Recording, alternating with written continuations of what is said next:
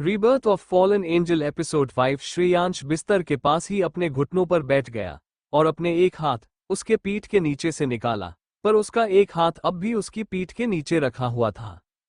वो अपने हाथ उसके चेहरे के पास ले गया और अपनी उंगलियों से धीरे धीरे कर उसके चेहरे पर चिपके हुए बालों को हटाने लगा। उसकी आंखों में उसके लिए प्यार और बहुत सारा प्यार दिख रहा था।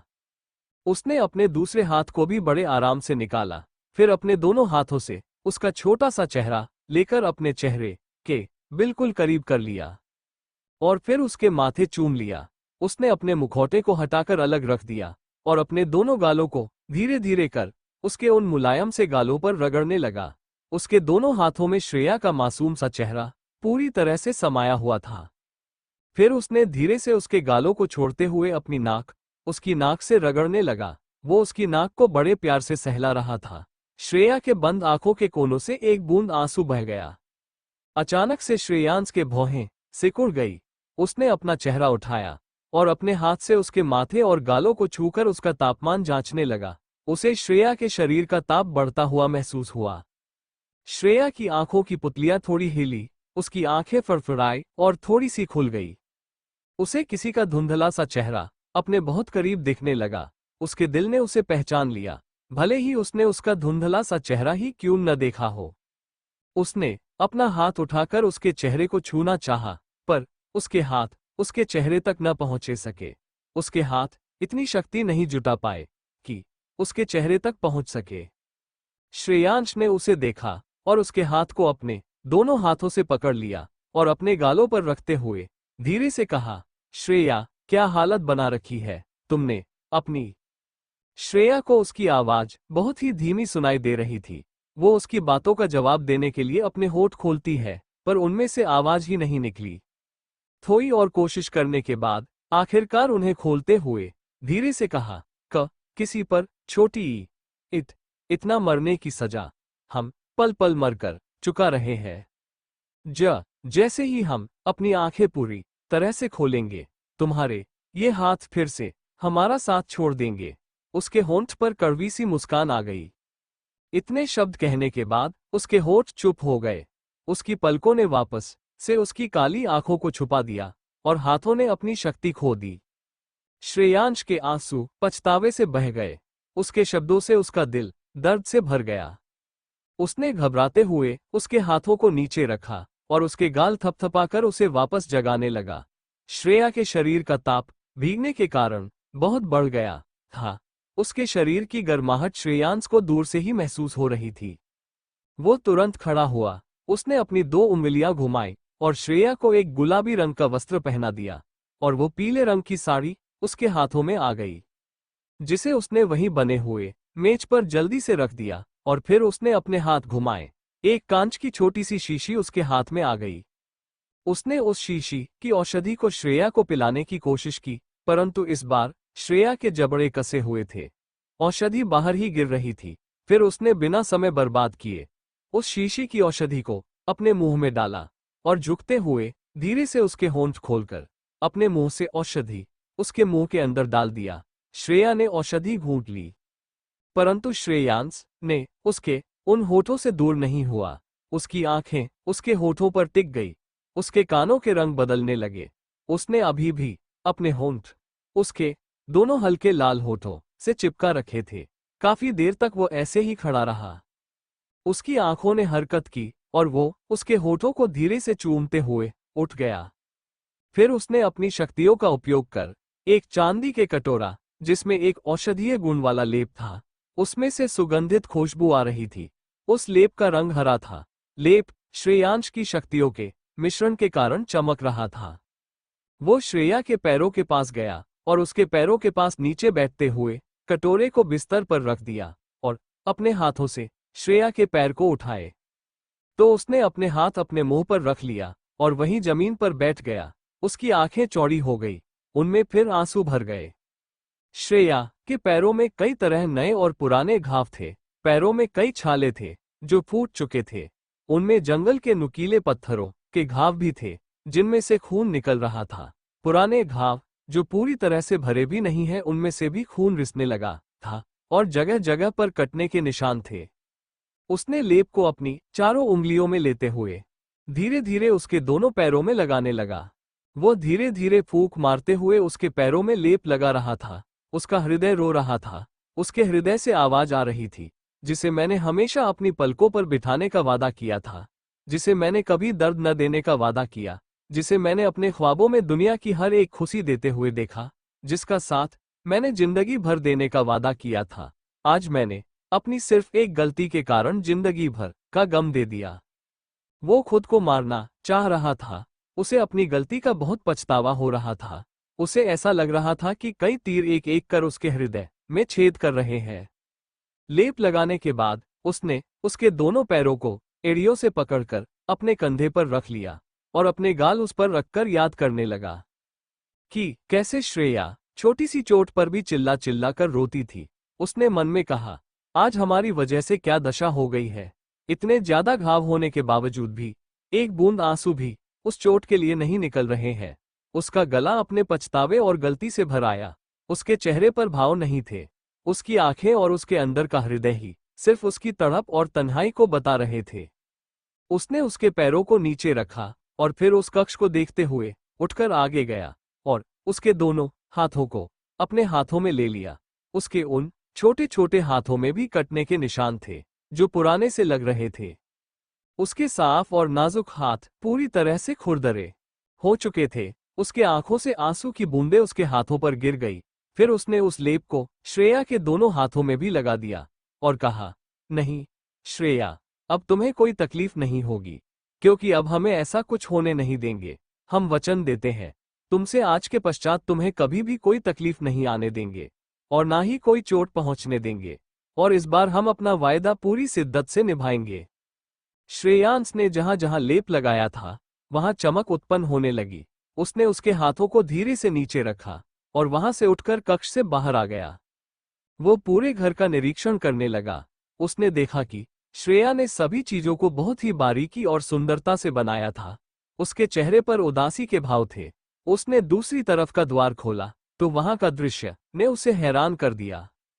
उसने लकड़ी के छत से एक बड़ा सा गोलाकार का पंचिंग बैग देखा, जिसमें बालू भरकर श्रेया ने कपड़े से बनाया था।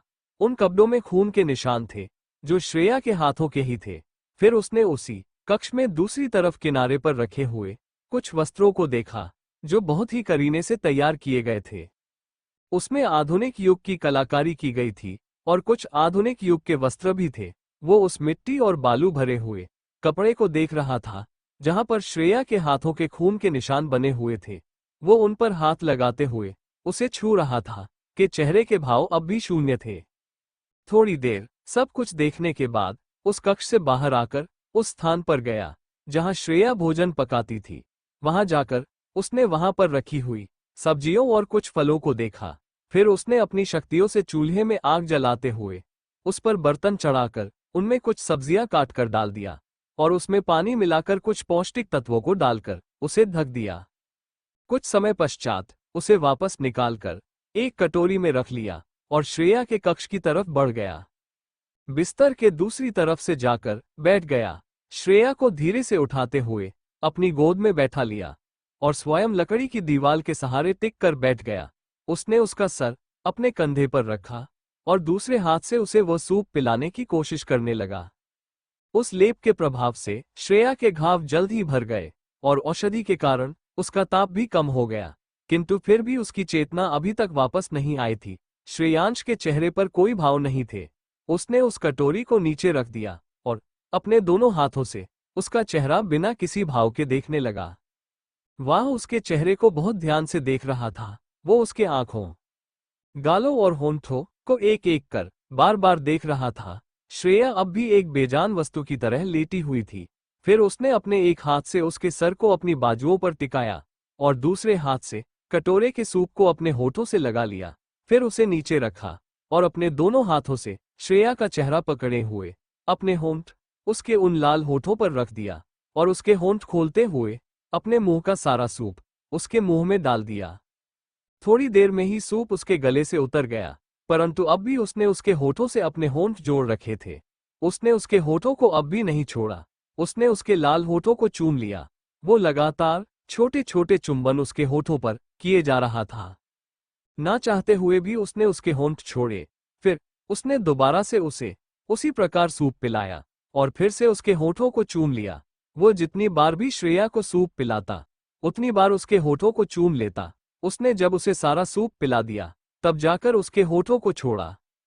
उसने उसके दोनों होठों को देखा जो अब और भी ज्यादा लाल हो चुके थे, जिससे उसके चेहरे की रंगत और भी निखरने लगी थी। श्रेया के चेहरा इस समय पूरी तरह से खिल चुका था। उसके चेहरे की चमक वापस आ गई थी जो उसके गुलाबी गालों और लाल होठों बयां कर रहे थे। उसने श्रेया को धीरे से लिटाया और अपने हाथों के इशारे से खिड़की के पर्दे लगा दिए और स्वयं भी उसके साथ ही उसे अपनी तरफ घुमाते हुए उसकी दोनों बाहों को अपनी गर्दन के दोनों तरफ करके उसके सीने में अपना सिर छुपा लिया। उसे उसके साथ बहुत राहत मिल रही थी। वो फिर से उसके दिल में अपनी जगह खोज रहा था जो शायद कहीं छुपी हुई है। उसने अपने दोनों हाथों से श्रेया की कमर को कसकर जकड़ रखा था, जिससे श्रेया की कमर श्रेयांश के सीने से बिल्कुल सटी हुई थी। श्रेया के पैर बिल्कुल सीधे थे। श्रेयांश ने अपने पैर मोड़ रखे थे। उसने अपनी आंखें बंद कर ली। वह एक गलती किए हुए छोटे से बालक की तरह उससे लिपटा हुआ था। एक बड़ा सा कक्ष जिसमें एक व्यक्ति खड़े होकर कपड़े पर कुछ चित्रकारी कर रहा था। उसके चेहरे पर हरे रंग का मुखौटा था। उसने हरे रंग के वस्त्र पहन रखे थे। उस कक्ष में कई सारी चित्रकारी करी गई तस्वीरें रखी हुई थी, जिसमें श्रेया उस खूबसूरत वृक्ष की छाया में लेटी पीले शेर के ऊपर सिर रखकर लेटी हुई थी।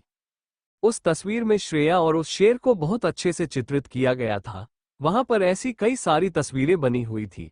वो हरे बागे वाला व्यक्ति अपनी चित्रकारी खत्म कर उसे देखने के लिए पीछे हटा। उसके मुंह से शब्द निकला, खूबसूरत। बिल्कुल ऐसी ही थी वो स्त्री, किसी आसमान से उतरी हुई अप्सरा की तरह। उस बड़े से सफेद रंग के कपड़े पर श्रेया की एक तस्वीर बहुत ही खूबसूरती से बनाई गई थी। उसमें श्रेया ने अपनी आंखें बंद कर रखी थी। उसके बाल खुले हुए थे, जिसकी एक लट उसके चेहरे पर आ रही थी। उसकी उन बंद आंखों की पलकों को बहुत ही बारीकी से उन पर उकेरा गया था। उसके होंठ बहुत ही बिल्कुल उसी प्रकार के बनाए गए थे। उसके दोनों गालों पर लालिमा थी। उस चित्रकारी को इतनी जीवंत बनाई गई थी जिसे देखकर प्रतीत हो रहा था कि उसके होंठ अभी बातें करने लगेंगे। वो व्यक्ति उस चित्रकारी को बड़े ध्यान से देख रहा था। उसके चेहरे पर एक तिरछी मुस्कान आ गई। उसने कहा, तुम्हारी जैसी सुंदरता को जंगलों में रहने का कोई अधिकार नहीं। तुम्हें तो हमारे इस राजसी महल में रहना चाहिए, जिसकी शोभा तुम्हारे आने से कई गुना बढ़ जाएगी। तुम जल्द ही हमारे पास होगी, क्योंकि तुम पहली स्त्री हो जिसकी तस्वीर ने हमारी मस्तिष्क पर अभी तक कब्जा कर रखा है। और फिर एक शैतानियत भरी हंसी हंसने लगा। उसके शैतानी हंसी उस पूरे कक्ष में गूंजने लगी। सांयकाल होने वाली थी। श्रेया के कक्ष में हल्की रोशनी आ रही थी। उसकी आंखें फड़फड़ाए। उसे अपने आसपास कुछ अलग सा महसूस हुआ। उसके होंठ हल्के खुश थे। उसे ऐसा लग रहा था जैसे किसी ने उसे पकड़ रखा है, पर फिर भी आज उसे वो पहले वाली राहत मिल रही थी। उसे अपने पास उसकी खुशबू महसूस हो रही थी। उसने अभी भी अपनी आंखें नहीं खोली थी। खिड़की से सूरज की ढलती हुई किरणें कक्ष में पड़ रही थी। श्रेया की चेतना धीरे धीरे वापस आने लगी, परंतु तुरंत ही उसकी भौहें तन गई, क्योंकि उसे ऐसा प्रतीत हो रहा था जैसे उसने किसी को कसकर अपने सीने से लगा रखा है। किसी की सांसें उसके सीने पर महसूस हो रही थी। उसे अपनी कमर पर किसी के मजबूत और भारी हाथों की पकड़ महसूस हो रही थी। उसके हृदय की गति बहुत तेज चलने लगी। उसने झट से अपनी आंखें खोल दी और उठने की कोशिश की। वो बहुत घबरा गई। उसके चेहरे पर पसीना आने लगा। श्रेयांश, जो पहले ही जाग चुका था, उसने धीरे धीरे कर अपनी पकड़ ढीली कर दी। पकड़ ढीली होते ही श्रेया तुरंत ही बिस्तर से उतरकर दूर हो गई और अपनी घबराई नजरों से बिस्तर की तरफ देखने लगी। श्रेयांश ने अपनी निराशा भरी आंखों से अपने खाली हाथों को देखा। वो काफी पहले ही जाग चुका था। उसने स्वयं को अदृश्य कर लिया, क्योंकि वो उसके सामने जाने से घबरा रहा था। उसे समझ नहीं आ रहा था कि वो किस प्रकार उसका सामना करे। वो उससे क्या कहेगा? जब उसे पता चलेगा कि मैं ही आरव हूं, तो वो किस प्रकार का व्यवहार करेगी? वो स्वयं को उसके सवालों और उसकी नफरत के लिए तैयार नहीं कर पा रहा था। फिर वह अपने विचारों को त्यागते हुए वहां से उठा और बिना कोई आवाज किए श्रेया से थोड़ी दूरी पर खड़ा हो गया। श्रेया ने अपनी हकलाती आवाज में डरते हुए कहा, कौन है यहाँ? उसने वहीं मेज पर रखे हुए खंजर को जल्दी से उठा लिया और हवा में ही दूसरी तरफ करके कहा, कौन है, सामने आओ। तभी उसकी नजर बिस्तर पर रखे हुए उस काले रंग के मुखौटे पर गई। श्रेया ने उस मुखौटे की तरफ हैरानी से देखा। उसे वो मुखौटा अब भी याद था। उसने अपने मन में कहा, ये तो उस शैतान मालिक का मुखौटा है। वो डर गई। उसने अपने कदम पीछे कर लिए। उसने कहा, तुम यहां भी मेरा पीछा करते हुए आ गए, तुम चाहते क्या हो? श्रेयांश ने एक नजर अपने मुखौटे की तरफ देखा और फिर से श्रेया की तरफ देखने लगा। उसके चेहरे पर कोई भाव नहीं थे। श्रेया ने गुस्से से आगे कहा, तुम क्यों हमारी खोज कर रहे हो? तुम्हारे महल में तो इतनी सारी स्त्रियां हैं, तो उन सबको छोड़कर हमारे पीछे क्यों पड़े हो? आखिर चाहते क्या हो तुम? श्रेया ने खंजर कसकर पकड़ते हुए गुस्से से तेज आवाज में कहा। तभी उसे एक आवाज सुनाई दी, हम तुम्हें चाहते हैं। श्रेयांश ने उसी प्रकार खड़े हुए शांत स्वर में कहा। श्रेया ने जब उसकी बात सुनी तो वो और घबरा गई। उसने डरते हुए कहा, देखो, हम तुमसे कह रहे हैं, तुम लौट जाओ यहां से, हमसे कोई उम्मीद मत रखना। तुम्हारे महल में बहुत सारी स्त्रियां हैं जो तुम्हारे लिए तैयार बैठी हैं, तो जाओ उनके पास और अपनी जिंदगी जियो, और हमें भी जीने दो। हमारे पास तुम्हें सिवाय दर्द के कुछ नहीं मिलेगा। श्रेया की सभी बातें श्रेयांश अपनी नजरें झुकाए सुन रहा था। इतना कहकर श्रेया वहां से बाहर जाने लगी। तभी उसने एक स्वर सुना, श्रेयू, जिससे उसके कदम वहीं रुक गए। वो इस नाम को कभी नहीं भूल सकती थी। वो एक स्तंभ की भांति खड़ी हो गई। उसने धीरे से पीछे मुड़कर देखा तो उसकी आंखों में आंसू आ गए और चाकू छूटकर जमीन पर गिर गया। उसके मस्तिष्क ने कार्य करना बंद कर दिया। वो बस अपने सामने खड़े व्यक्ति की तरफ देख रही थी। श्रेयांश उसके सामने बिना अपने मुखौटे के उस काले रंग के बागे में खड़ा था। श्रेया ने उसे देखते ही अपनी आंखें अपने दोनों हाथों से बंद कर लेती है और अपना सर हिलाकर कहने लगी, नहीं, हमारी दुआ इतनी आसानी से कैसे कबूल हो गई? नहीं, शून्य शून्य, ये सच नहीं है, ये वो नहीं है, ये कोई और ही है। इसकी शक्ल सिर्फ उससे मिलती है। उसने खुद को संभालते हुए अपनी आंखों से हाथ हटाया और फिर से उसकी तरफ देखने लगी। वही चेहरा, वही काली आंखें, वही पतले होठ, वैसे ही चेहरे की बनावट। परिवर्तन सिर्फ उसके बालों और उसके कपड़ों में था। वो अपने दोनों हाथों को पीछे बांधे खड़ा था और उसकी तरफ ही देख रहा था। श्रेया ने आगे अपनी लड़खड़ाती जुबान से कहा। उसके होंठ बार बार खुल और बंद हो रहे थे, मानो वो कुछ कहने की कोशिश कर रही हो, परंतु शब्द ही नहीं मिल रहे हो। उसने कहा, तुम इस साम्राज्य के इतने बड़े राजा हो जिसने आज तक किसी को भी अपना चेहरा नहीं दिखाया, तो फिर आज हमें अपना चेहरा क्यों दिखा रहे हो? इसे तुरंत ढको, तुम्हारा चेहरा बिल्कुल उससे मिलता है। ये कहते वक्त श्रेया की आंखों के आंसू गालों पर लुढ़क रहे थे। श्रेयांश भी स्वयं को मजबूत किए हुए उसी प्रकार खड़ा हुआ था। श्रेयांश ने थोड़ी देर चुप रहने के बाद धीरे से कहा, श्रेया, ये मैं ही हूं। श्रेया ने जोर से चिल्लाते हुए कहा, मजाक करना बंद करो और निकल जाओ यहां से, हमें ये शक्ल भी नहीं देखनी है। श्रेयांश ने कहा, श्रेया, मैं आरव ही हूं। आरव नाम सुनते ही श्रेया ने उसकी तरफ हैरान आंखों से देखा। वो जो कहने जा रही थी सब मुंह में ही रह गया। श्रेयांश ने अपने कदम आगे बढ़ाते हुए कहा, श्रेया, देखो, मैं तुम्हारे पास वापस आ गया। मैं तुमसे अपनी गलती की माफी मांगना चाहता हूं। मैं अपनी गलतियों को सुधारना चाहता हूं। श्रेया ने गुस्से से कहा, तुम झूठे हो, तुमने कहीं से हमारे बारे में ज्ञात कर लिया होगा। तुम्हारे पास तो इतनी सारी शक्तियां हैं, कहीं से भी पता लगा लिया होगा, उसी का फायदा उठाने चले आए हो। तुम्हें क्या लगता है हम तुम्हारी बातों में आ जाएंगे? अचानक श्रेया के चेहरे पर गुस्से की जगह होठों पर एक दर्द भरी मुस्कान आ गई। उसने अपनी नम आंखों से अपनी नजरें नीचे कर जमीन की तरफ देखते हुए कहा, उसने तो अब तक उस काव्या से शादी कर ली होगी। वो तो खुश होकर अपनी जिंदगी जी रहा होगा। वो भला हमारे पीछे क्यों आएगा? उसके आंगन में तो खुशियों के फूल खिले होंगे। उसके चेहरे पर तो अपने प्यार को पाने की खुशी होगी। वो तो मुझे पूरी तरीके से भूल ही चुका होगा। फिर श्रेया ने वापस उसकी तरफ देखते हुए कहा, अपना चेहरा सख्त करते हुए कहा, मेरे साथ आगे से ऐसा मजाक करने की कोशिश भी मत करना। अब तुम यहां से जा सकते हैं। तुम्हें हमारे यहाँ किसी भी प्रकार की कोई सुख सुविधा नहीं मिल पाएगी। और रही बात हमें चाहने की, तो आप हमारा ख्याल अपने दिमाग से निकाल दो। यदि आप हमसे ज्यादा हमदर्दी जताने या दिललगी की कोशिश करेंगे तो आप भी इसी दर्द के हिस्सेदार बन जाएंगे। श्रेयांश के आंखें भर आए। वो उसकी तरफ गया और उसे उसकी कमर से पकड़ते हुए उसे जल्दी से गले लगाकर ऊपर उठा लिया, जिससे श्रेया की एड़ियां ऊपर उठ गई। श्रेया को उससे इस हरकत की उम्मीद नहीं थी। वो गुस्से से उसे धक्का देने की कोशिश करने लगी। श्रेयांश ने उसे कसकर अपने सीने से लगा रखा था, फिर वो उसे उसी प्रकार सीने से लगाए हुए गोल गोल घुमाने लगा, जिससे शायद श्रेया को उसके आरव होने का यकीन हो जाए। श्रेया के हाथ रुक गए। उसने कोशिश बंद कर दी और बिल्कुल उसी प्रकार खड़ी रही। उसने उसे घुमाने के बाद अपने पैरों पर खड़ा कर लिया। श्रेया बिल्कुल उससे चिपकी हुई खड़ी थी। उसके दोनों हाथ श्रेयांश के सीने पर थे।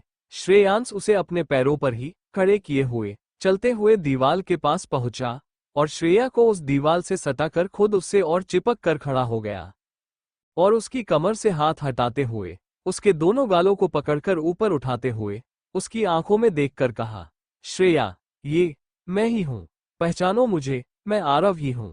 मैं अपनी गलती की माफी मांगना चाहता हूं और चाहता हूं कि तुम वापस से हमारे पास आ जाओ। उसने उसे वैसे ही पकड़े हुए कहा। श्रेया अपनी बड़ी बड़ी काली आंखों से एकटक उसकी आंखों में देख रही थी। हमें ज्ञात है तुम हमें इतनी आसानी से माफ नहीं करोगी, परंतु ये सब एक गलतफहमी की वजह से हुआ था, जिसकी वजह वो काव्या थी। उसने हमें कई बार तुम्हारे बारे में उल्टी सीधी बातें बताई, परंतु हमने उसकी बातों पर कभी यकीन नहीं किया। फिर उसने तुम्हारे और मयंक के दोस्ती के रिश्ते को इस प्रकार दिखाया कि हमें उसकी बातों पर यकीन हो गया। हमें लगने लगा तुम हमें धोखा दे रही हो। हमारे पैसों के लिए ही तुम ये भोलेपन का नाटक हमारे साथ करती हो। मैं उसकी बातों पर यकीन नहीं करना चाहता था, परंतु जब मैंने खुद तुम्हें उसके साथ उस कमरे में देखा तो मुझे उसकी बातों पर यकीन होने लगा। और ऐसा एक बार नहीं, कई बार हुआ। कई बार हमने तुम्हें उसके साथ उसी कक्ष में देखा। तुम उसके बालों को बिगाड़ते हुए उस कक्ष से बाहर निकलती थी। तुम दोनों एक दूसरे को गले लगाते थे। उसका तुम्हारे सर को सहलाना, उसका तुम्हारे साथ खाना खाना, ये सब देखकर मुझे पूरा विश्वास हो गया कि तुम हमें धोखा दे रही हो। और फिर इसलिए कि मैंने गुस्से और नफरत में आकर ये सब कर दिया। मैं तुम्हें बर्बाद करना चाहता था, इसलिए मुझसे गुस्से में ये सब हो गया। श्रेया अपनी पथराई सी आंखों से उसे देख रही थी।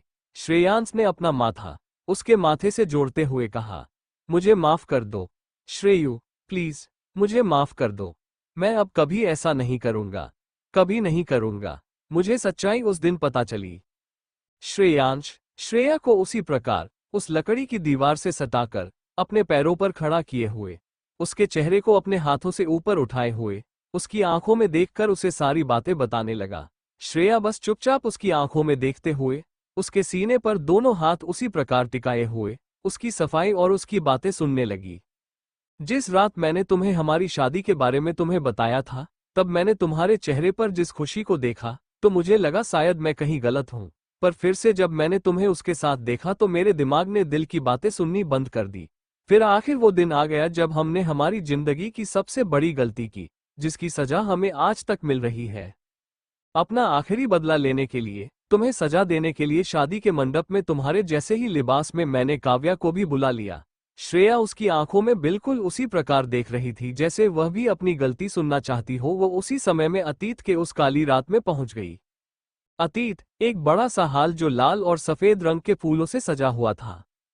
मंडप भी लाल रंग के गुलाब के फूलों से सजा हुआ था। पूरे हाल में सुंदर लाइटिंग हुई थी। काफी सारे लोग वहां मौजूद थे। हॉल का बड़ा सा गेट खुला। श्रेया ने उस हाल में प्रवेश किया। उसने गहरे लाल रंग का जोड़ा पहन रखा था। उसने सारे श्रृंगार किए थे। चेहरे पर रौनक और होठों पर कम ना होने वाली बड़ी सी मुस्कान खिल रही थी। वो अंदर आई और आरव के पास आकर खड़ी हो गई। आरव ने उसे देखा तो एक पल देखता ही रह गया, फिर उसने गुस्से से नजरें फेर ली। उसके दिमाग ने उससे कहा, ये सब धोखा है, फरेब है। ये सिर्फ तुमसे पैसों के लिए शादी कर रही है, प्यार किसी और से, शादी किसी और से, ये भी बाकी सब की तरह ही है। उसकी आंखों में नफरत भर गई। श्रेया उसके पास खुशी से चहकते हुए अपने चारों तरफ देखकर कहती है, ये सब कितना खूबसूरत है। आरव, मैं तो सोच भी नहीं सकती थी कि तुम हम दोनों की शादी इतनी धूमधाम से करोगे। उसने उसे गले लगा लिया, पर आरव वैसे ही खड़ा रहा। श्रेया ने अपनी खुशी में उसके चेहरे के भाव और आंखों को नहीं देखा, जिसमें उसके लिए नफरत और गुस्सा ही दिख रही थी, जो उसे पूरी तरह से बर्बाद करना चाहता था। श्रेय उसका हाथ पकड़कर मंडप में ले जाने की कोशिश की, पर आरव अपनी जगह से नहीं हिला। श्रेया ने खींचते हुए कहा, चलो ना जल्दी। आरव, पर वह तब भी नहीं हिला। तभी एक आवाज आई, वो तुमसे शादी नहीं करेगा। श्रेया ने उस दिशा में मुड़कर देखा जहां से आवाज आई थी। उसकी आंखें हैरानी से बड़ी हो गई। उसने सबसे पहले अपने लहंगे को देखा, फिर अपने सामने खड़ी उस लड़की के लहंगे को देखा जो बिल्कुल उसी की तरह था, और वो स्वयं भी बिल्कुल उसी की तरह दुल्हन के जोड़े में तैयार होकर उसके सामने खड़ी थी। श्रेया आरव का हाथ हिलाते हुए कहती है, आरव ये कौन है और इसने बिल्कुल मेरी तरह शादी का जोड़ा क्यों पहन रखा है? क्या इसकी भी शादी है? पर इसका दूल्हा तो कहीं नजर नहीं आ रहा। क्या वो अभी तक आया नहीं? कहाँ है वो? उसने अपनी नजरें इधर उधर घुमाते हुए पूछा।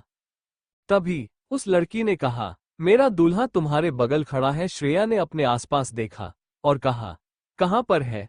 उस लड़की, काव्या, ने कहा, जिसका तुमने अभी हाथ पकड़ रखा है। श्रेया ने अपने हाथों की तरफ देखा और आरव का हाथ कसकर पकड़ते हुए हैरानी से कहा, क्या बकवास कर रही हो?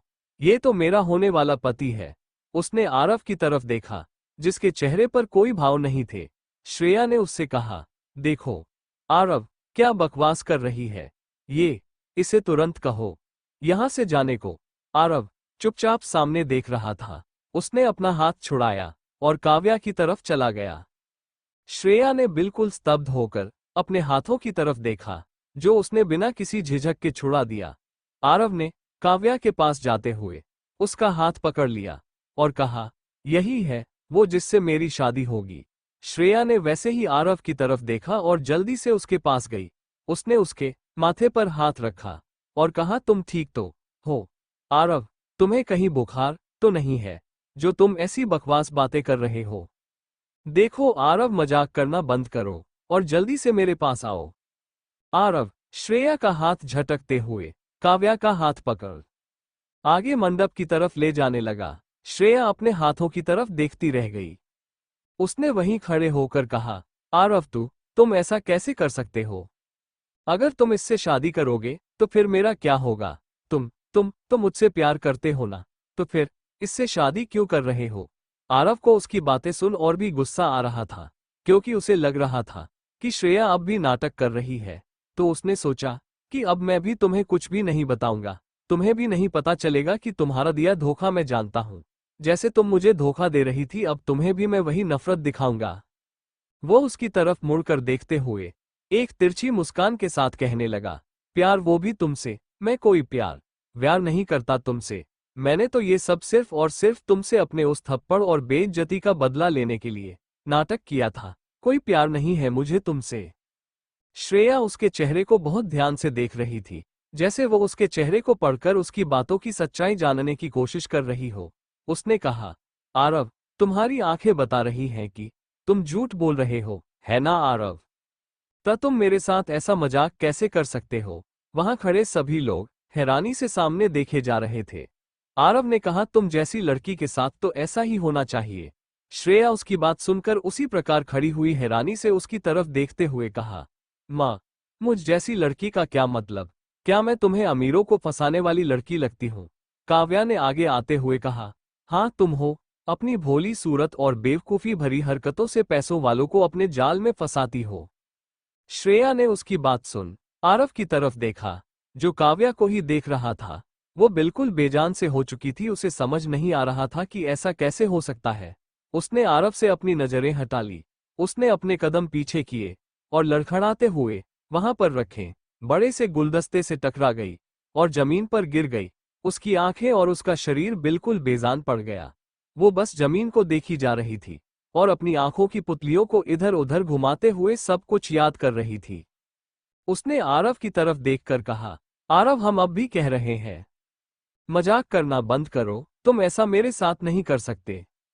तुम जानते हो ना कि मेरा तुम्हारे सिवा और कोई नहीं है। आरव ने उसकी बातों का कोई जवाब नहीं दिया और अपना मुंह फेरते हुए काव्या का हाथ पकड़ मंडप की तरफ जाने लगा। ये देखकर श्रेया ने अपनी सेल्फ रिस्पेक्ट को भी तोड़ते हुए उसने घुटनों के बल बैठ गई। उसने अपने दोनों हाथों की उंगलियों को एक दूसरे में फंसाकर उसके सामने हाथ जोड़ते हुए कहा, आरव ऐसा मत करो, please Aarav, I beg you. Aarav ने पलटकर उसकी तरफ देखा तो वह हैरान रह गया। उसके दिल ने कहा, नहीं आरव, कहीं तू गलत तो नहीं रहा, वो शायद सच कह रही है।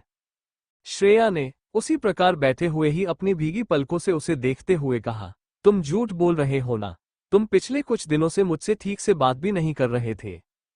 क्या इन कुछ दिनों में मुझसे कुछ गलती हुई है जिससे तुम नाराज हो? मुझे बताओ, मैं उससे ठीक कर दूंगी। और तुम प्लीज यह मजाक करना बंद करो, तुम्हारे बिना हम कहाँ जाएंगे? तभी काव्या ने आरव के चेहरे के बदलते भावों को देखते हुए कहा, देख रहे हो आरव, ये लड़की पैसों के लिए किस हद तक जा सकती है। आरव की आंखों के भाव फिर से गुस्से वाले हो गए। उसने उसकी तरफ गुस्से से देखा और कहा, निकल जाओ यहां से, नहीं तो अपनी आंखों से हमारी शादी होते हुए देखो, तब कहीं तुम्हें मेरी बातों पर यकीन होगा। और वह काव्या का हाथ पकड़ शादी के मंडप में लेकर बैठ गया। श्रेया ने एक आखिरी कोशिश करते हुए वैसे ही बैठे हुए कहा, आरव, हम तुमसे बहुत प्यार करते हैं, तुम ऐसा मत करो, तुम जो कहोगे हम सब कुछ करने को तैयार हैं, पर प्लीज ऐसा मत करो, हम मर जाएंगे। आरव आरव अपनी नजरें नीची किए बस जमीन को देख रहा था, मानो उसे श्रेया की बातें सुनाई ना दे रही हूं। पंडित जी ने मंत्र पढ़ना शुरू कर दिया। जैसे जैसे मंत्र पढ़ते जा रहे थे, श्रेया की हर उम्मीद टूटती जा रही थी। वो देखना चाहती थी कि वो सच कह रहा है या झूठ, पर उसे किसी और का होते हुए देख ही नहीं पा रही थी। उसकी आंखों के आंसू उसके आंखों में ही ठहरे हुए थे, वो अभी बाहर नहीं निकल रहे थे। वहां मौजूद सभी लोग श्रेया को घिन भरी नजरों से देख रहे थे और उस पर कुछ लोग हंस भी रहे थे। एक ने कहा, अब जाओ भी यहां से, देखो उसकी शादी हो रही है, तुम उसे नहीं फंसा पाए, तुम जैसी लड़की के साथ तो ऐसा ही होना चाहिए। वैश्या कहीं की। लोगों की बातें उसके हृदय में सुइयां चुभाने का काम कर रही थी। फिर वो कैसे भी करके खड़ी हुई और एक बेजान सी लाश की तरह बाहर जाने लगी। वो उस हाल से बाहर निकल गई। उसके जाते ही आरव अपनी जगह से खड़ा हो गया। वो ना जाने कब लोगों और मीडिया वालों की भीड़ के बीच पहुंच गई। उसे पता भी नहीं चला। जब लोग उसे धकेलने और खींचने लगे तो उसने अपनी नजरें उठाकर इधर उधर देखा। खुद को इतनी बड़ी भीड़ के बीच में फंसे हुए पाया तो वो बहुत डर गई। लोग उसके कपड़े खींच रहे थे, बालों को नोच रहे थे, मीडिया वाले गंदी गंदी बातें उसके बारे में बता रहे थे। श्रेया आरव से बचाने की गुहार लगा रही थी, पर वो नहीं आया। श्रेया के दिल में जो उम्मीद बची हुई थी कि शायद वो उसको इस हाल में देखकर जरूर आएगा, पर वो भी टूट गई। उसे अपनी सांसें अटकती हुई महसूस होने लगी। तभी दो हाथ आकर उसे भीड़ से छुपाते हुए, उन सभी को धक्का देते हुए बाहर निकाल कर ले गए। श्रेया ने अपनी बदहवासी सी हालत में उसकी तरफ देखा और उसके मुंह से नाम निकला, मयंक। मयंक ने उसके ऊपर अपनी जैकेट डाली और उसे छुपाते हुए उसके घर की तरफ ले जाने लगा। मयंक ने उससे कुछ भी नहीं पूछा, वो बस उसके साथ उसे लेकर जा रहा था। उसके उस छोटे से मोहल्ले में पहुंचकर वो उसे घर की तरफ ले जाने लगा। श्रेया की आंखों के आंसू अब भी नहीं गिरे थे। उसके लिए ये सब यकीन कर पाना नामुमकिन था। उसने अपनी नजरें उठाकर अपने मोहल्ले के चारों तरफ के लोगों को देखा, जो उसे ही गंदी नजरों से देख रहे थे और एक दूसरे से उसके बारे में बातें कर रहे थे। मयंक ने उसे ले जाकर उसके घर छोड़ा और श्रेया ने दरवाजा बंद कर लिया। मयंक ने थोड़ी देर दरवाजे को देखा और फिर वहां से चला गया। उसने लोगों को देखा जो उसके घर की तरफ भी देख रहे थे। उसे बहुत गुस्सा आया। उसने अपनी गाड़ी निकाली और कहीं चला गया, ये सोचकर कि अभी शायद उसे कोई और ही संभाल सके। इधर श्रेया बिल्कुल वैसी ही बुद्ध बनी सोफे पर बैठी हुई थी। तभी उसके घर के कांच के शीशे लगातार टूटने की आवाज आने लगी, जिससे उसका ध्यान टूटा और वो उठकर देखने के लिए उस तरफ गई। उसने देखा कि लोग उसके घर में पत्थर फेंक रहे हैं। उसके सोचने समझने की शक्ति लगभग खत्म हो चुकी थी। उसने जाकर दरवाजा खोल दिया और बाहर निकल गई और वैसे ही बिना किसी भाव के उस सब को देखने लगी। उनमें से एक औरत ने कहा, श्रेया, तुम हमारे मोहल्ले में रहने के काबिल नहीं हो। तुम एक गिरी हुई और एक बाजारू औरत हो। तुम्हें तो यहाँ से धक्के मारकर बाहर निकाल देना चाहिए। उनमें से एक ने कहा, ऐसा ही होता है जब सर पर किसी बड़े का साया ना हो। इसी को कर्मों के कारण ही ऊपर वाले ने इसके परिवार को भी छीन लिया होगा। उन सब ने एक दूसरे की बातों पर में हाँ मिलाते हुए उसकी तरफ बढ़ने लगे। श्रेया ने उन सब को अपनी तरफ आता देख अपने कदम पीछे कर लिए और दरवाजा बंद करने की कोशिश करने लगी, पर नाकाम रही। लोग घर के अंदर आ गए और उसे जबरदस्ती खींचते हुए बाहर ले जाकर धकेल दिया और कहा, निकल जाओ इस मोहल्ले से, दोबारा कभी यहां आना मत, अपनी गंदी शक्ल यहां कभी दिखाना मत, निकलो यहां से। उनमें से एक ने उसे गाली देते हुए कहा। वो बस उन सब की तरफ ऐसे देख रही थी जैसे उसके शरीर में कोई जान ही ना बची हो। उसने उन सब की तरफ देखा जो उसे बचपन से जानते थे, जिनके साथ उसने अपनी हर खुशियां हर दुख बांटे थे। उसने उन लोगों को देखा जिसकी मदद के लिए वो हमेशा तैयार रहती थी। आज सिर्फ एक झूठी बात की वजह से उसका किया हुआ हर एक सही काम भूल गए और उसे यूं उसके ही घर से बेदखल कर दिया। श्रेया ने उन लोगों को वैसे ही देखते हुए अपने कदम पीछे लेते हुए ये सब सोच रही थी। वो उसी प्रकार पीछे चलती चली जा रही थी जब तक वह सभी लोग उसकी आंखों से ओझल नहीं हो गए, तब तक वो पीछे नहीं मुड़ी। मयंक जल्दी से कार से अपनी गर्लफ्रेंड को लेकर उतरता है, पर जब वो अपने सामने का नजारा देखता है तो बहुत ज्यादा चौंक जाता है। वो भागता हुआ श्रेया के घर के अंदर जाता है, परंतु उसे श्रेया नहीं मिलती, तो वो तुरंत ही अपनी गर्लफ्रेंड के साथ वापस कार में बैठकर आरव के घर की तरफ चला जाता है। श्रेयांश ने कहा, श्रेया, जब मैंने तुम्हें अपने सामने उस तरह से रोते देखा तो मुझे लगा कि कहीं ना कहीं गलत जरूर हूं। फिर जब तुम्हें सभी मीडिया वाले और सभी मोहल्ले वाले लोग ताने दे रहे थे तो मुझसे बर्दाश्त नहीं हुआ और मैं तुम्हारी तरफ बढ़ने लगा, पर काव्या ने मेरा रास्ता रोक लिया। मैं तुम्हें वहां से निकालने के लिए आने वाला था, पर उसने मुझे ये कहकर रोका कि उसके साथ ऐसा ही होना चाहिए। वो सभी को ऐसे ही फंसाती है, अपने भोलेपन और अपनी खूबसूरती से। अगर आज तुमने उस पर दया दिखा दी तो वो फिर से तुम्हारी जिंदगी में वापस आ जाएगी। मैंने उसकी बात नहीं सुनी और आगे बढ़ा, लेकिन जब मैंने तुम्हें उस मयंक को उस भीड़ में से तुम्हें निकालते देखा तो मेरा गुस्सा फिर बढ़ गया। मेरे कदम वहीं रुक गए। मैं तुम्हारी मदद के लिए और तुम्हें बचाने के लिए आगे नहीं गया। तुम्हारे जाने के बाद मैंने शादी वहीं रोक दी और वहां से जाने लगा, परंतु कुछ देर बाद मयंक वहां भागते हुए वापस आया। अतीत। मयंक गुस्से से आरव की तरफ बढ़ा और उसने कसकर उसे एक थप्पड़ मारा और काव्या को दूर धकेल दिया। आरव गुस्से से उसकी तरफ देखने लगा। उसका खून खौल उठा। वो उसे भी मारने के लिए उसके पास पहुंचा और उसका कॉलर पकड़ लिया। मयंक ने अपना कॉलर छुड़ाते हुए कहा, घटिया आदमी, कैसे इंसान हो तुम इतने बेरहम कैसे हो सकते हो? तुम्हें जरा सा भी तरस नहीं आया उस बेचारी पर? आखिर क्यों कर रहे हो तुम उसके साथ ऐसा? वो तो तुमसे इतना प्यार करती है और तुम उसे इस तरह धोखा कैसे दे सकते हो? उसकी बातें सुनकर आरव और भी भड़क गया और उसने गुस्से से चिल्लाते हुए कहा, वो मुझसे नहीं तुमसे प्यार करती है, इसीलिए तो वो मुझे धोखा देकर तुम्हारे साथ आती जाती है। मयंक ने उसे एक जोरदार घूंसा मारा। आरव लड़खड़ाते हुए पीछे चला गया। मयंक ने गुस्से से चीखते हुए कहा, ये सब तुझे किसने बताया? इस घटिया लड़की ने, जो खुद ही तुम दोनों को अलग करना चाहती है। काव्या ये सुनते ही डर गई। तुम तो उससे इतना प्यार करते थे, क्या तुमने उससे खुद एक बार जाकर पूछा?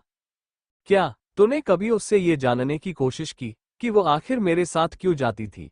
फिर उसने अपने साथ लाई हुई लड़की को आगे करते हुए कहा, ये है मेरी होने वाली बीवी। आरव हैरानी से उसकी तरफ देखने लगा। हम दोनों को मिलवाने के लिए ही वो उस अपार्टमेंट में जाती थी। वो मुझे जबरदस्ती उसके पास लेकर जाती थी जिससे हम दोनों का झगड़ा खत्म हो जाए, पर मुझे क्या पता था हमारे झगड़े को निपटाने के चक्कर में उसका अपना घर बर्बाद हो जाएगा। तुम एक नंबर के घटिया और निहायत बदतमीज इंसान हो, जिसने अपनी प्यार की बातों पर यकीन करने के बजाय किसी बाहर वाले की बात पर यकीन कर लिया। तुम तो उसके प्यार के लायक ही नहीं हो। आरव बस बुद्ध बना खड़ा चुपचाप सुन रहा था।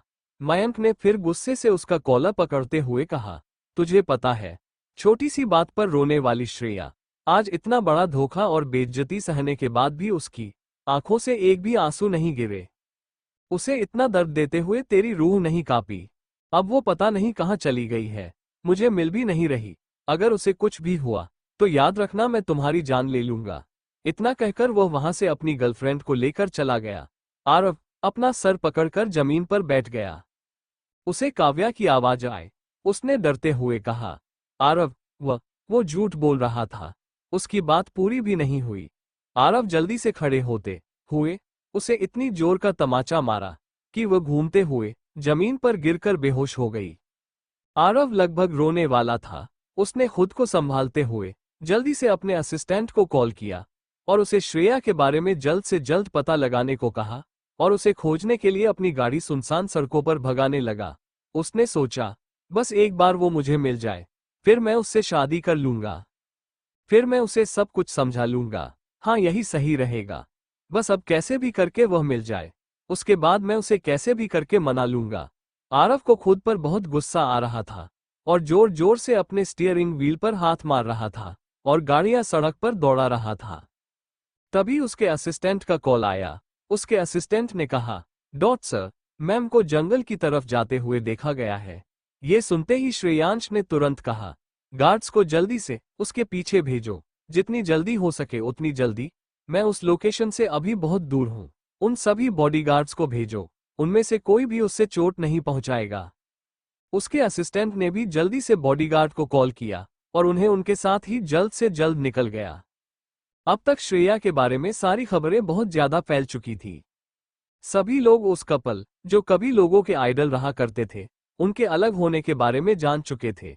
सभी श्रेया को ही गलत ठहरा रहे थे, क्योंकि काव्या ने मीडिया वालों को उसके बारे में ऐसी बातें बोलने के लिए पैसे दिए थे। इसलिए जब बॉडीगार्ड ने उसे जंगल देखा तब वो सब भी उसे उसी नजर से देख रहे थे। तभी आरव वहां पहुंचता है। वो खुद को संभालते हुए जल्दी से उसकी तरफ जाने लगता है और अपने चेहरे पर वही कठोर भाव ले आता है, जिससे वो श्रेया को डराकर अपने पास ला सके। अगर उसने उस समय उससे माफी मांगी या कुछ भी बताया तो वह और भी दूर हो जाएगी। उसे कुछ समझ नहीं आ रहा था कि वह क्या करे। जब उसने श्रेया को हाय के पीछे जाते हुए देखा तो उसे ऐसा लगा जैसे उसकी धड़कनें रुक रही हो। 0-0। इसलिए उसने उसे धमकी भी दी, जिसका श्रेया पर उल्टा असर हुआ और वो उस खाई में कूद गई। वर्तमान समय श्रेया बिना हिले बस अपनी आंखों से एकटक उसकी आंखों में देखे जा रही थी, जिससे श्रेयांश और भी बेचैन होने लगा। उसने कहा, श्रेया, तुमने सुना ना, मैंने क्या बताया। मैं तुम्हें कभी भी छोड़ना नहीं चाहता था, पर मेरी एक गलतफहमी के कारण तुम मुझसे दूर हो गई।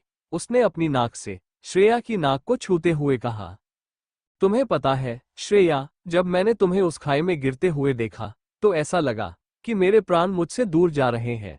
मैंने तुम्हें पकड़ने के लिए खुद भी उस खाई में कूद गया, पर मैंने तुम्हें उस सफेद धुंध में खो दिया। तुम मुझे नहीं मिली। उसने झुकते हुए अपने गाल से उसके गाल छूते हुए कहा, उस पहाड़ी से गिरने के बाद मेरे शरीर की तो मृत्यु हो गई, किंतु मेरी आत्मा तुम्हें तब भी ढूंढते रही। मैं तुम्हें वहां पर भी बिल्कुल एक पागल व्यक्ति की तरह चिल्ला चिल्ला कर खोज रहा था, किंतु तुम हमें नहीं मिली। फिर उसने श्रेया को उसके आरव से श्रेयांश बनने की सारी बात बता दी। श्रेया तब भी कुछ नहीं बोली और वैसे ही उसे देखती रही। श्रेयांश ने उसे गले लगा लिया और उसकी गर्दन में अपना मुंह छुपाते हुए कहा, इस बार मैं तुम्हें नहीं खोना चाहता। श्रेया, हमें माफ कर दो। अब कभी हमसे ऐसी कोई गलती नहीं होगी जिससे तुम्हें तकलीफ हो। श्रेया चुपचाप उसी प्रकार खड़ी रही। उसके चेहरे पर कोई भाव नहीं थे। उसकी आंखें बिल्कुल एक पत्थर की तरह एकटक सामने देखे जा रही थी। फिर श्रेयांश ने उसे अपने पैरों पर से उतारा और कहा, चलो श्रेया, हम तुम्हें अपने महल ले चलते हैं। अब हम हमेशा तुम्हारे साथ रहेंगे। श्रेया ने उसकी तरफ देखा और बिना किसी भाव के उसे खुद से दूर करते हुए द्वार की तरफ जाने लगी। श्रेयांश को उसका कोई जवाब ना देना बहुत डरा था। उसका यूं चुप रहना उसके हृदय में भय उत्पन्न कर रहा था। उसने उसका हाथ पकड़ लिया और कहा, श्रेया, मैं तुम्हें ऐसे नहीं जाने दूंगा। कुछ तो कहो, हमें डांटो, हमसे गुस्सा हो, चाहो तो हमें मार भी लो, पर ऐसे चुप मत रहो। श्रेया ने बिना उसकी तरफ देखे अपना हाथ छुड़ाने की कोशिश करते हुए कहा, हाथ छोड़ो। श्रेयांश ने कहा, नहीं, पहले मेरी बातों का जवाब दो। तुम चल रही हो ना मेरे साथ। श्रेया ने फिर कहा, हाथ छोड़ो हमारा। आरव। श्रेया का सिर दूसरी तरफ होने के कारण श्रेयांश उसके चेहरे के भावों को नहीं देख पा रहा था, पर उसके शब्दों में उसे एक अजीब सी नफरत का एहसास हो रहा था। आरव ने फिर भी उसका हाथ नहीं छोड़ा। उसने कहा, श्रेया, हम तुम्हारे लिए कुछ भी करने को तैयार है, बस एक बार हमें माफ कर दो। श्रेया ने घूमकर एक जोरदार तमाचा उसके गालों पर लगाया। श्रेयांश को उसके थप्पड़ का ज्यादा असर तो नहीं हुआ, पर फिर भी उसके गाल लाल हो गए।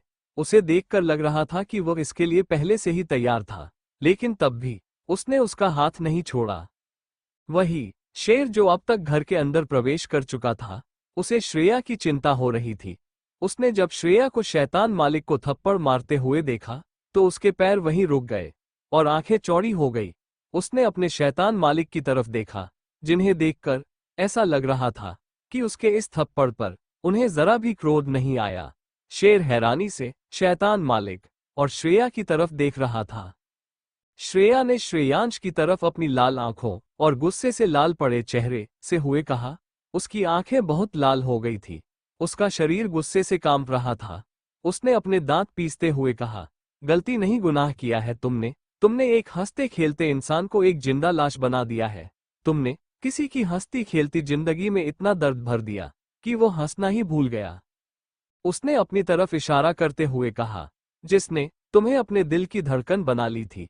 तुमने अपने हाथों से बड़ी ही बेरहमी से उसकी दिल की धड़कन रोक दी।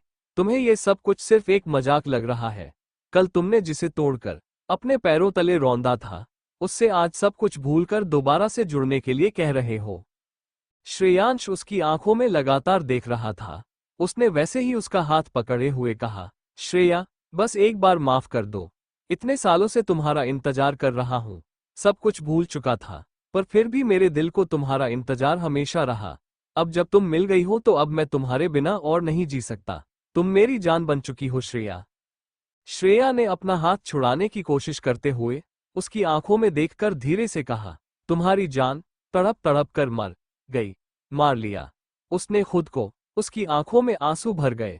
उसने उसके करीब जाते हुए उसके गाल पर हाथ रखकर भरे गले से कहा, आरव, एक बात तो बताओ, क्या मेरी किस्मत पानी में लिखी गई थी, जिसमें बार बार मेरी खुशियां और ख्वाब बह जाते हैं?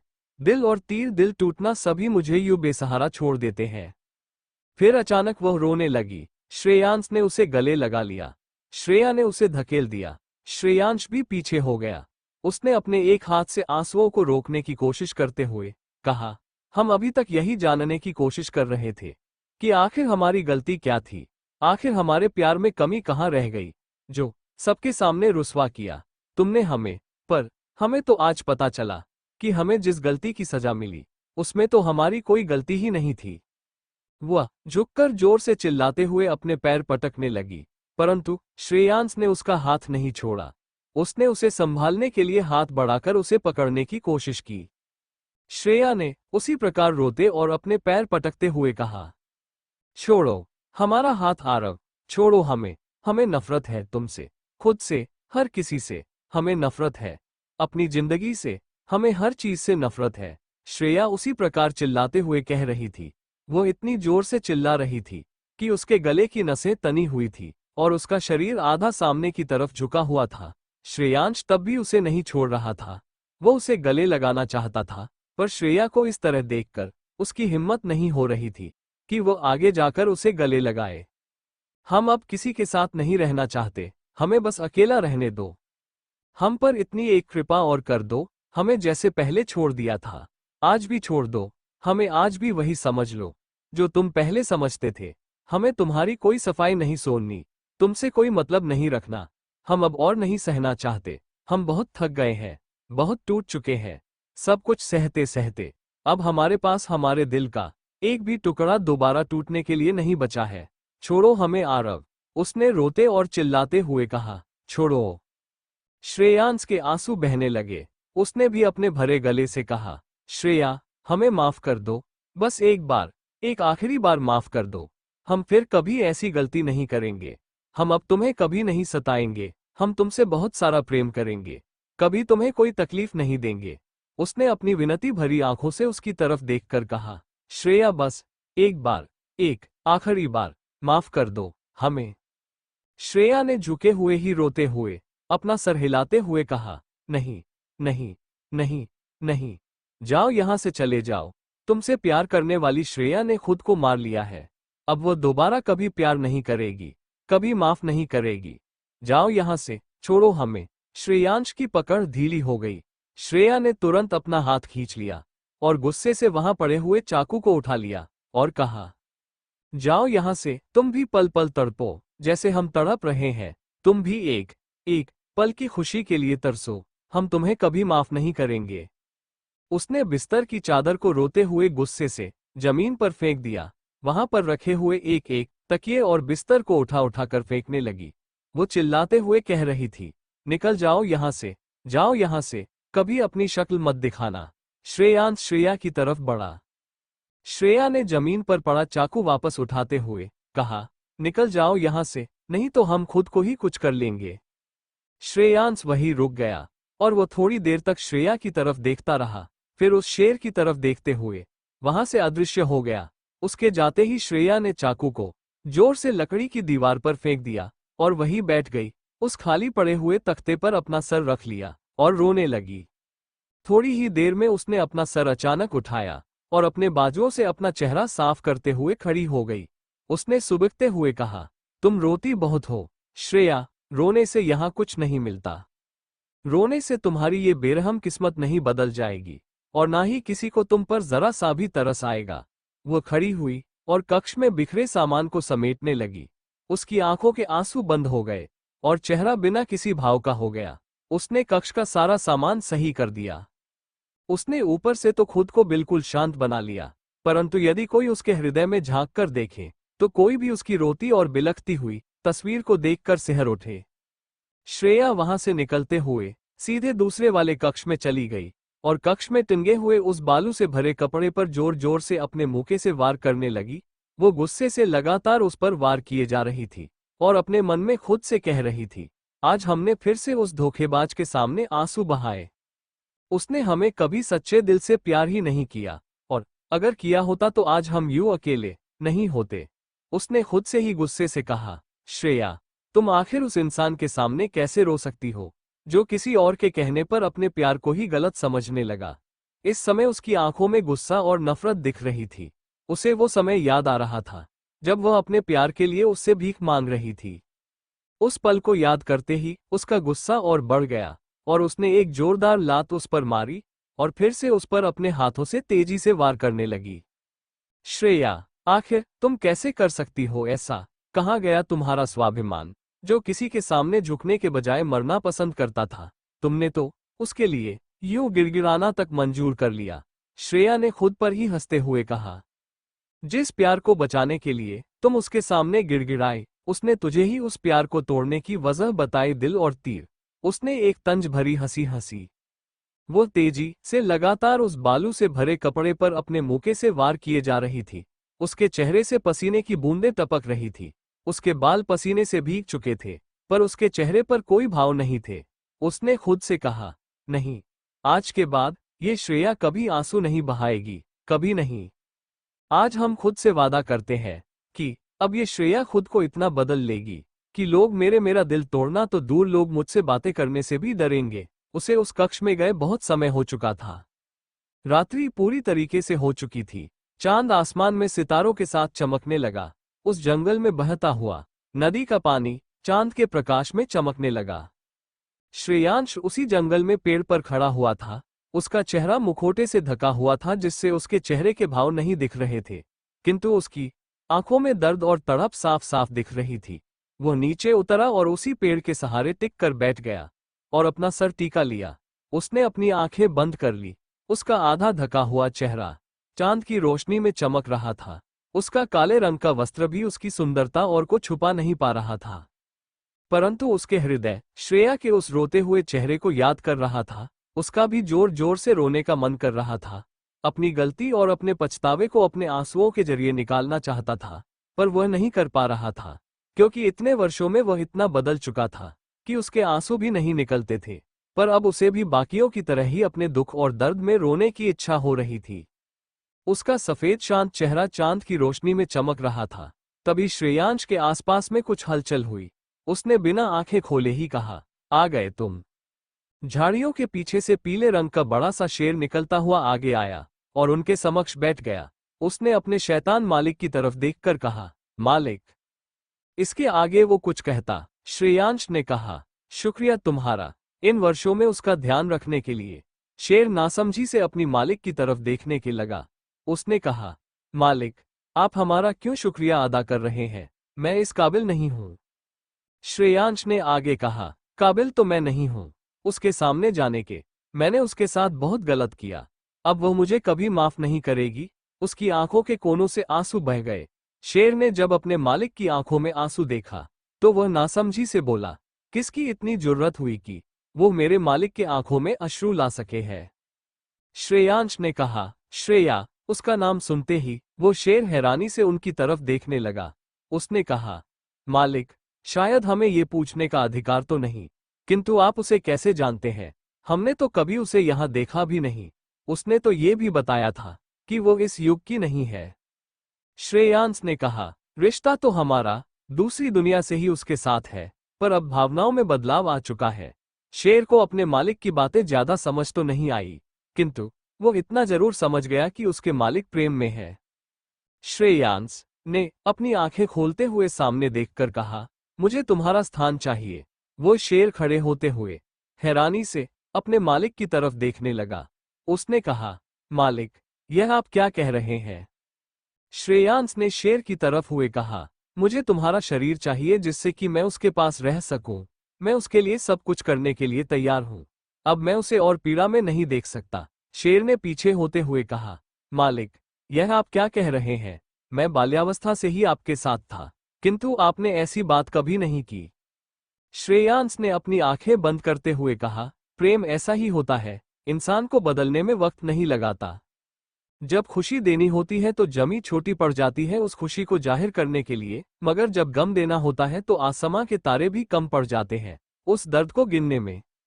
शेर ने कहा, प्रेम, परंतु मालिक, आप जैसे व्यक्तित्व के व्यक्ति को प्रेम शोभा नहीं देता। श्रेयांश ने उसकी तरफ देखा। शेर को अपने दुस्साहस का आभास हुआ। उसने अपना सिर झुका लिया। श्रेयांश के होठों के कोने मुड़ गए। उसने अपना सिर नीचे करते हुए कहा, प्रेम किसी के व्यक्तित्व को नहीं देखता। यदि व्यक्ति प्रेम में हो तो उसका व्यक्तित्व बदलते समय नहीं लगता। और फिर मैं तो इतने वर्षों से उससे प्रेम करता हूं और हमेशा करता रहूंगा। अपनी आखिरी सांस तक कोशिश करूंगा कि कैसे भी मुझे उसकी माफी और उसका प्रेम दोबारा नसीब हो सके। शेर ने अपनी हार मानते हुए कहा, किंतु मालिक, यह आपके लिए बहुत कष्टदायी होगा। आपको बहुत पीड़ा होगी अपने शरीर को इस प्रकार बदलने में। हमें ज्ञात है कि आपके पास कई सारी शक्तियां हैं, किंतु यदि आप अपने शरीर को बार बार बदलेंगे तो आप कमजोर पड़ते चले जाएंगे, जो आपके लिए बिल्कुल भी सही नहीं होगा। श्रेयांश ने कहा, जो शक्तियां मुझे मेरा प्रेम तक ना दिला सके, उसके साथ का सुकून भी ना पा सके, उन शक्तियों से बेहतर तो हमें शक्तिहीन होना ज्यादा मंजूर है। शेर ने आगे कहा, परंतु मालिक, श्रेयांश ने अपनी सर्द आवाज हुए कहा, तुम अभी से ही हमारी आज्ञा की अवहेलना कर रहे हो। शेर वापस बैठ गया और अपना सर झुका कर कहने लगा, नहीं मालिक, मैं तो बस आपके लिए चिंतित था। श्रेयांश ने कहा, जिसको हमारी चिंता होनी चाहिए वो आज हमें तड़पने की बद्दुआ दे रही है, तो फिर हम कैसे सही सलामत रह सकते हैं? उसकी एक बद्दुआ तो अभी तक अपना कार्य ही कर रही है और दूसरी बद्दुआ हमें पता नहीं कहां लेकर जाएगी। फिर श्रेयांश वहीं पलथी मारकर अपने हाथों को अपने घुटनों पर सीधा रखकर अपने अंगूठे से उंगली पकड़ कुछ मंत्र जाप करने लगा। वो शेर भी थोड़ा दूर होकर बैठ गया। मंत्र जाप करते समय वहां की हवाओं में शांति छा गई, जिससे उसके मंत्र का स्वर उस शांत वातावरण में गूंजने लगा। भले ही उसका स्वर धीमा था, किंतु फिर भी उस शांति भरे वातावरण में उसका स्वर साफ साफ सुनाई दे रहा था। श्रेयांश के माथे से पसीना टपकने लगा। उसकी भौहें सिकुड़ गई, उसका चेहरा लाल पड़ने लगा और उसके हाथों और चेहरे की सभी नसें दिखाई देने लगी। उसकी नसें नीली से लाल होने लगी और धीरे धीरे उसका शरीर बदलने लगा। वो कांप रहा था। श्रेयांश धीरे धीरे कर वही उसी प्रकार बैठे हुए उस पेड़ पर झुक गया और कुछ समय पश्चात ही उसके हाथ पैर बदलने लगे। वो बिल्कुल अपने सामने खड़े हुए शेर की तरह परिवर्तित होने लगा। उसके चेहरे पर दर्द साफ साफ दिख रहा था। उसके होठों के कोनों पर हल्का खून लगा हुआ था। उसने अपनी आंखें धीरे धीरे खोली और स्वयं को देखने लगा। वो पूरी तरीके से उस पीले और बड़े आकृति वाले शेर में परिवर्तित हो चुका था। उसकी आभा उस शेर से भी अधिक आकर्षक लग रही थी। शेर ने अपने मालिक की तरफ देखकर कहा, मालिक, इससे आपको बहुत ही ज्यादा पीड़ा हुई होगी। श्रेयांश ने उसकी तरफ देखा और वहां से जाने लगा। श्रेयांश ने बिना पीछे मुड़े ही उस शेर के रूप में कहा, कुछ दिनों तक तुम इधर दिखाई मत देना। शेर ने अपने मालिक की बातों को समझते हुए अपना सर झुका लिया। श्रेयांश चलते हुए श्रेया के घर की तरफ जाने लगा। शेर ने अपना सर उठाकर जाते हुए अपने मालिक की तरफ देखा। जो कि अब पूरी तरीके से शेर में परिवर्तित हो चुके थे। उसने स्वयं से कहा, प्रेम मनुष्य को कुछ भी करने के लिए मजबूर कर देता है। मुझे इनके विषय में कुछ ज्ञात तो नहीं, किंतु मेरी ईश्वर से प्रार्थना है कि हमारे शैतान मालिक अपने प्रेम को पाने में सफल हो। रात्रि का एक पहर बीतने को था, परंतु श्रेया अब भी अपने स्थान से नहीं हिली थी। वो लगातार अपने हाथों को उस पर मुक्के से वार पर वार किए जा रही थी। उसका वार इतनी जोरदार और खतरनाक लग रहा था, जैसे अपने दिल की सारी नफरत को अपने हाथों में उतारकर उस कपड़े के बने पंचिंग बैग पर उतार रही हो। उसके हाथों से खून निकलने लगा था और उस कपड़े का आधे हिस्से में श्रेया के हाथों का खून लगकर उस स्थान को पूरी तरीके से अपने रंग परिवर्तित कर रहा था। श्रेया की आंखें लाल हो चुकी थी, उसके पैर कांप रहे थे। वो और खड़ी रहना चाह रही थी, किंतु उसके पैर जवाब देने लगे थे। उसके बाल उसके चेहरे पर पूरी तरह से चिपक चुके थे। उसका वस्त्र पसीने से भीगा हुआ था, किंतु उसकी आंखों में रुकने का कोई विचार नहीं दिख रहा था। अचानक उसके पैर मुड़ गए और वह अपने घुटनों पर धम्म से बैठ गई। उसके पैरों ने उसका साथ आगे नहीं दिया। श्रेया अपने घुटनों पर हाथ रखे हुए हौंफ रही थी। उसके हाथों का खून उंगलियों से टपकते हुए उस लकड़ी की जमीन पर गिर रहा था। उसके चेहरे से पसीने की बूंदें गिरकर उसके वस्त्रों पर गिर रही थी। उसने अपना हाथ उठाकर उस पंचिंग बैग जैसे थैले को कसकर गले लगाते हुए उठने की कोशिश करती है। श्रेया कैसे भी करके उस पंचिंग बैग जैसे थैले को पकड़कर खड़ी होती है।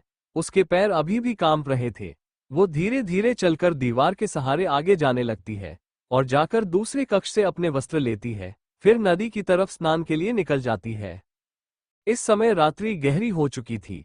चांदनी रात होने के कारण चांद का प्रकाश पूरे जंगल में फैल रहा था। श्रेया धीरे धीरे चलते हुए नदी के पास पहुंचती है। वो अपने वस्त्रों को नदी के पास ही पड़े हुए एक पत्थर पर रख देती है और अपने पहने हुए वस्त्र का ऊपरी भाग निकालकर दूसरी तरफ रखती है। फिर वो नदी में उतर जाती है। वहां का नजारा बहुत ही खूबसूरत दिख रहा था। नदी के कुछ ही दूरी पर कुछ फूल लगे हुए थे जो चांदनी रात में चमक रहे थे। नदी का पानी भी चांद के श्वेत प्रकाश में चमक रहा था। श्रेया के चेहरे पर कोई भाव नहीं थे। उसने अभी तक अपने हाथों की चोटों का कोई भी इलाज नहीं किया था। उसने अपने दोनों हाथों को देखा और फिर धीरे से उन दोनों हाथों को नदी के पानी में साफ करने लगी। उसके दोनों हाथों का पूरी तरह से साफ हो गया, परंतु उसमें बने हुए घाव अभी ताज़ा थे। श्रेयांश श्रेया के घर के पास पहुंच चुका था, जहां पर अंधेरा ही अंधेरा था। उसे थोड़ी सी घबराहट हो रही थी, क्योंकि वह नहीं चाहता था कि उसका भरोसा फिर से टूटे। फिर थोड़ा सा हक जो उठाते हुए अपने मन को शांत किया और घर के अंदर चला गया। उसे वहां पर कोई भी नहीं दिखा, सिर्फ खुली हुई खिड़कियों से चांद का प्रकाश घर को हल्का प्रकाशित कर रहा था। ठंड बढ़ने लगी थी। श्रेयांश ने दोनों कक्ष में जाकर जांच की, किंतु वहां भी उसे कोई नहीं दिखा, तो वह घबराने लगा। वो जल्दी से घर से बाहर निकला और तेजी से जंगल की तरफ दौड़ लगा दी। दौड़ लगाते हुए जंगल के चारों तरफ उसकी खुशबू सूंघ कर उसका पता लगाने की कोशिश करने लगा। उसने उसकी खुशबू को सूंघते हुए नदी की तरफ दौड़ लगा दी। नदी के पास पहुंचकर उसका हृदय शांत हुआ। उसके कदम वहीं रुक गए। वो अपनी पीली आंखों से एकटक उसे निहारने लगा। श्रेया अपने वस्त्र पहन रही थी। उसने अपने बाकी का वस्त्र पहन लिया था, बस ऊपरी बागा पहनना बाकी था, जिससे उसके सफेद कंधे साफ साफ दिखाई दे रहा था।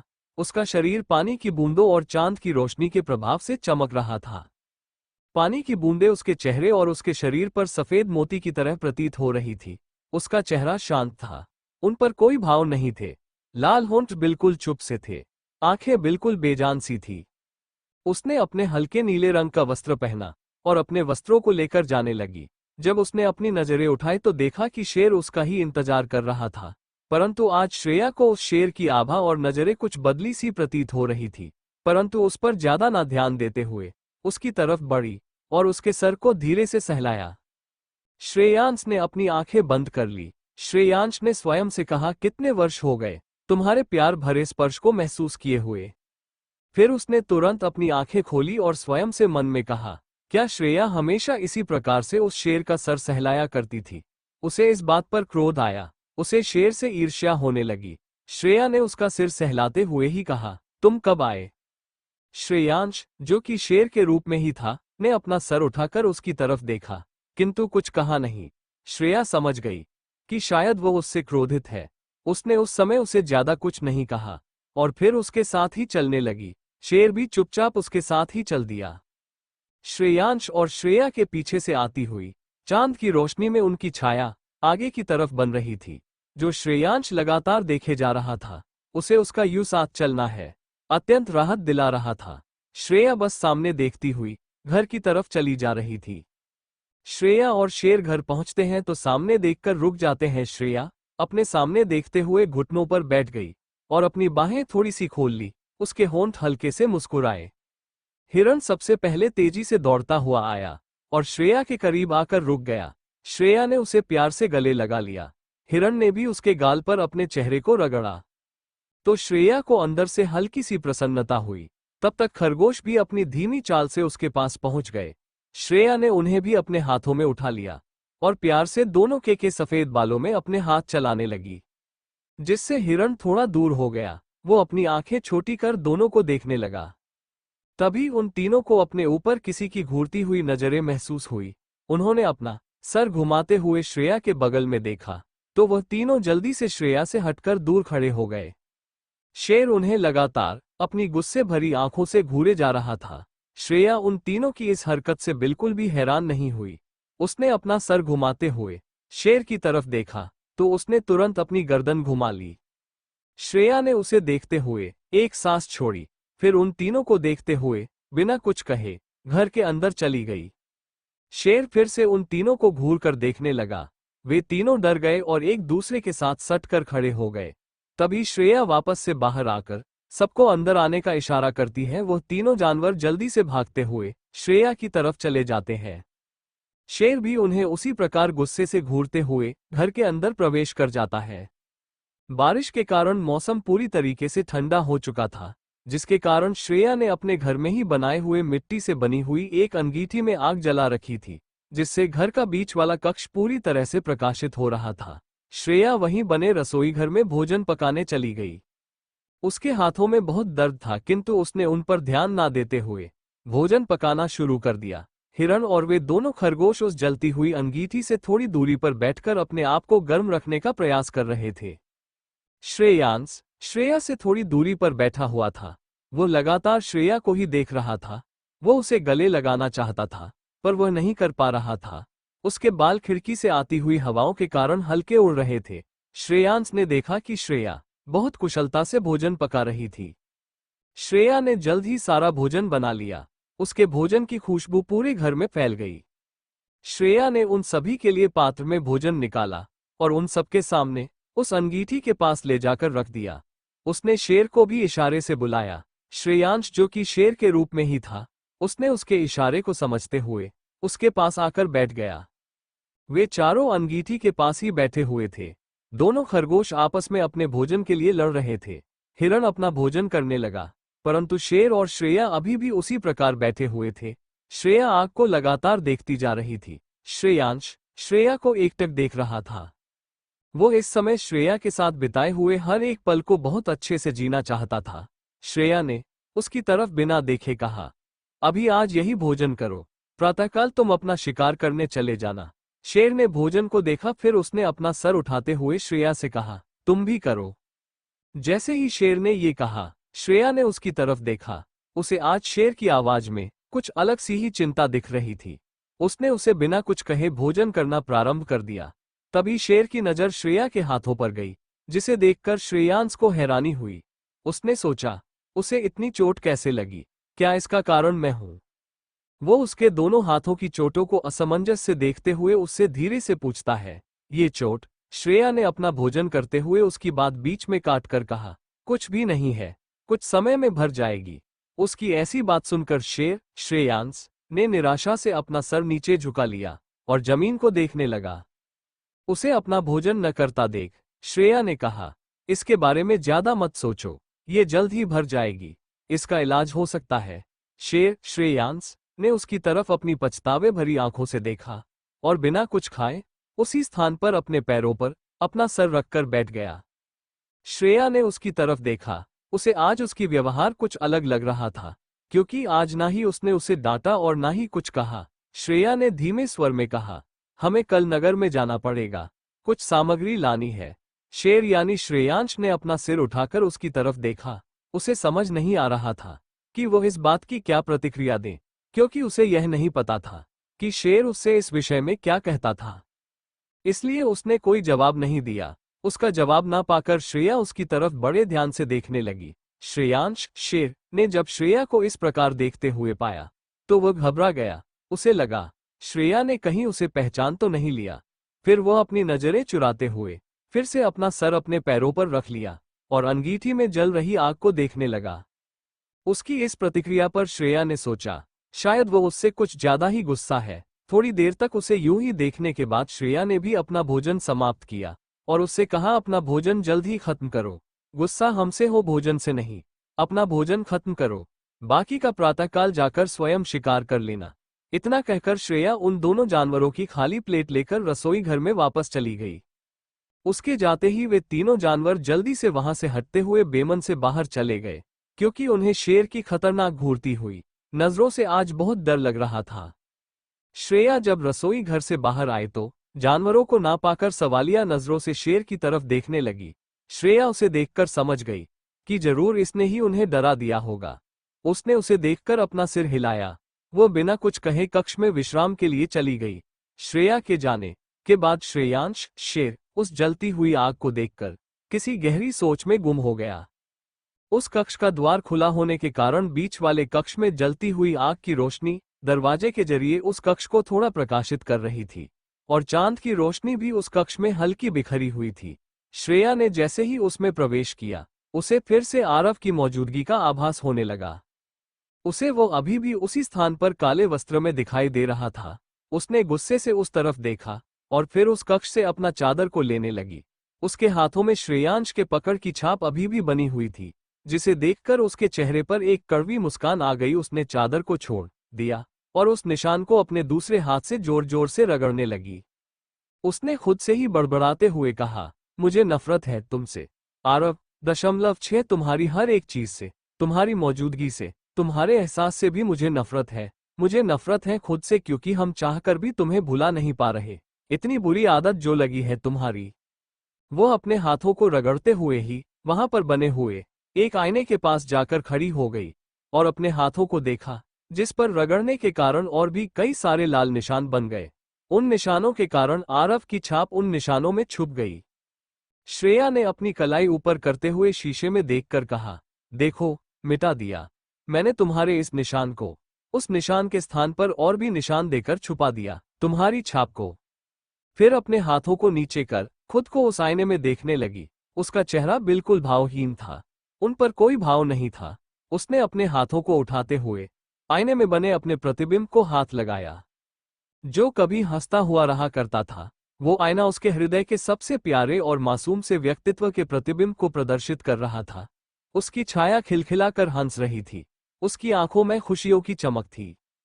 उसके विपरीत जो श्रेया आईने के सामने खड़ी हुई थी, उसका चेहरा बिल्कुल भावहीन था, जो अपनी बेजान सी आंखों से अपने हंसते खिलखिलाते हुए प्रतिबिंब को देख रही थी, जिसे देखकर उसने अपने एक उंगली और एक अंगूठे से मुस्कुराती हुई मुद्रा, स्माइलिंग सिंबल बनाते हुए अपने होठों के पास लेकर गई और अपने होठों को मुस्कुराने पर मजबूर किया।